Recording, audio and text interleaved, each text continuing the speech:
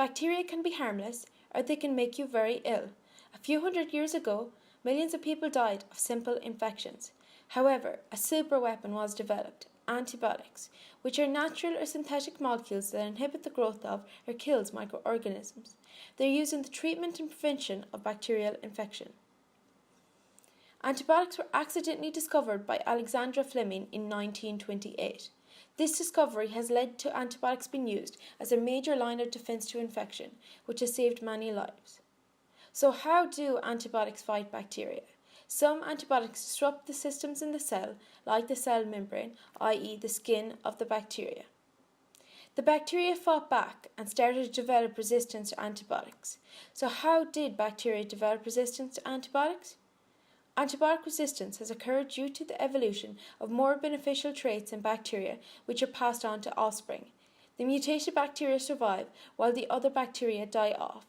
For example, efflux pumps. Some bacteria develop pumps that pump the antibiotic out of the cell, allowing the cell to survive. Antibiotic resistance is a worldwide health threat. 25,000 people die a year in Europe as a result of resistant bacterial infections. We may be looking at a world without antibiotics. Antibiotics are being overused in agriculture, such as the pig industry. Some of these animals harbour resistant bacteria, which ends up on our dinner tables. There is a 3R policy that can be implemented to reduce the spread of and development of antibiotic resistance. Reduce the amount of antibiotics prescribed.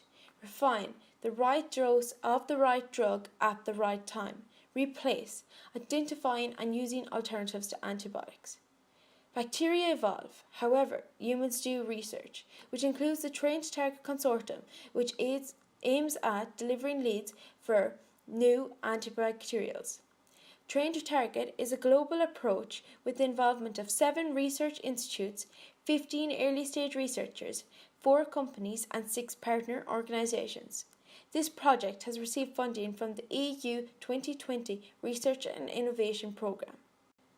Most antibiotics target the outer membrane of bacteria, i.e. the skin of the bacteria, which the consortium focuses on. Gram-negative bacteria contain both an outer and inner membrane, which is separated by the periplasm. The periplasm is composed of a peptidoglycan layer which maintains cell shape and mechanical strength. The outer membrane contains outer membrane proteins which are folded and inserted by the BAM complex. Without BAM, these outer membrane proteins are not inserted into the outer membrane, leading to membrane disruption and demise of the cell. A greater understanding of BAM will aid the development of potential BAM inhibitors which may act as antibacterials, and these will be a great application for medical benefits. The BAM complex consists of several components that can vary by species. In E. coli, the BAM complex consists of 5 components. The essential core component BAM-A, which is composed of a beta-barrel domain and 5 porter domains. These 5 porter domains interact with 4 accessory lipoproteins, BAM-B, BAM-C, BAM-D and BAM-E, all of which has an N-terminal that anchors them to the membrane. The C-terminal of the beta-barrel BAM-A is fully immersed in the outer membrane, while the 5 porter domains and BAM-D form a ring in the periplasm. The other subunits surround the central BAM-A-D core.